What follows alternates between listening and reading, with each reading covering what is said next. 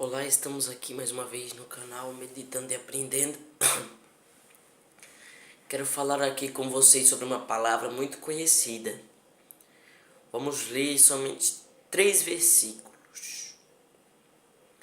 Jeremias capítulo 1, versículo 5. Diz assim: Antes que te formaste no ventre, eu te conheci. E antes que saísse da madre, te santifiquei, e as nações te dei por profeta.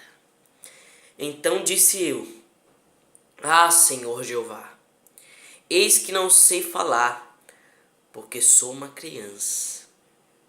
Mas o Senhor me disse: Não digas eu sou uma criança, porque aonde que eu te enviar irás, e tudo quando te mandar dirás. Amém? Esse texto, onde ora acabamos de ler, fala sobre o chamado de Deus para com um profeta qual não é menor, mas um profeta que é maior. Mas quando Deus chama este profeta, ele se sente como um menor. Foi completamente uma visão do homem quando é chamado por Deus. Neste texto sagrado nós vamos aprender sobre a visão do homem chamado por Deus. O Senhor pergunta ao profeta Jeremias: que é que vê, Jeremias? Então Jeremias respondeu ao Senhor: vejo uma vara de amendoeira. E disse-me o Senhor: viste bem, porque eu velo sobre a minha palavra para cumprir. O homem chamado por Deus precisa ter visão das coisas de Deus. O Senhor elogiou a visão de Jeremias, dizendo: viste bem. Que o Senhor possa dizer o mesmo para os profetas e líderes desta geração, deste século. Porque muitos têm visão falsa, falsas profecias, falsos profetas, falsas profetisas, falsos dons de revelação inventados. Muitos pastores hoje em dia estão usando dom de revelação. Dom não, é uma farsa, na verdade. Procuram no Google nome de alguma pessoa de alguma igreja e revela nos cultos. Já vi muito isso na internet, né? Está uma palhaçada as igrejas hoje em dia. Todos os homens chamados por Deus tiveram visão. Moisés teve a visão do Senhor no meio de uma sarça ardente que não se consumia. A Bíblia diz que era Moisés de idade de 120 anos quando morreu.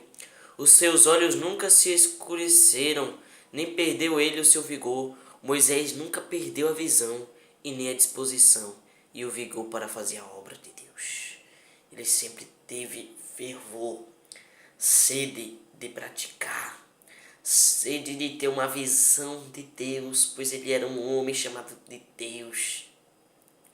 Então Deus nunca esqueceu do seu servo. A visão de que estamos falando não é simplesmente um homem de Deus ter alguma revelação ou experiência mística do mundo espiritual, e sim a visão do crescimento e ampliação do reino de Deus aqui na terra, com os olhos fitos no rei e no futuro glorioso deste reino.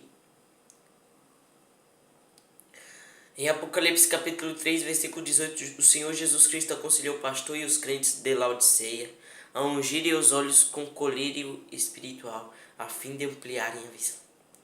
A Bíblia nos fala sobre esta igreja, qual Deus nunca elogiou, pois ela estava dividida com o mundo, igreja de vaidades, igreja de ambiciosidade, igreja de prazer ilícito. Então Deus aconselha o pastor e os crentes a ungirem os olhos com colírio espiritual. Não estavam tendo uma visão correta. Estavam praticando tudo errado. Então Deus fala e vem e diz: Unge os teus olhos com colírio espiritual. Muitos estão se alimentando do mundo de vez de se alimentar do colírio espiritual. Em Efésios capítulo 3, versículo 18, Paulo afirma que os santos devem compreender a largura, o comprimento, a altura e a profundidade. A largura aponta para a visão oriental. O comprimento aponta para a visão longitudinal. A altura aponta para a visão vertical e a profundidade aponta para uma visão mais profunda das coisas de Deus. Precisamos ter a nossa visão ampliada. Deus convidou Abraão a ampliar sua visão, dizendo: levanta-te agora os teus olhos e olha desde o lugar onde estás, para a banda do norte, do sul e do oriente e do ocidente, porque toda esta terra que viste hei te dar a ti e a tua semente para sempre. Então o que nós aprendemos é que o chamado de Deus não está verdadeiramente em alguma revelação ou visão, mas sim uma visão em um colírio espiritual. É uma visão que você está crescendo. Que podemos dizer como o Salmo 46, Deus é o nosso refúgio e fortaleza. Deus é a nossa força, então é assim que nós vamos crescer. E a Bíblia diz que o poder de Deus se aperfeiçoa em nossas vidas, nas nossas fraquezas. Paulo escreve que quando nós estamos fracos, é aí que nós estamos fortes para combater.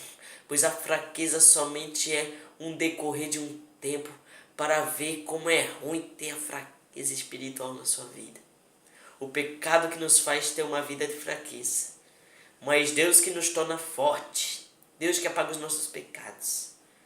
Que Deus te abençoe, que você venha ter uma visão ampliada de Deus. Amém?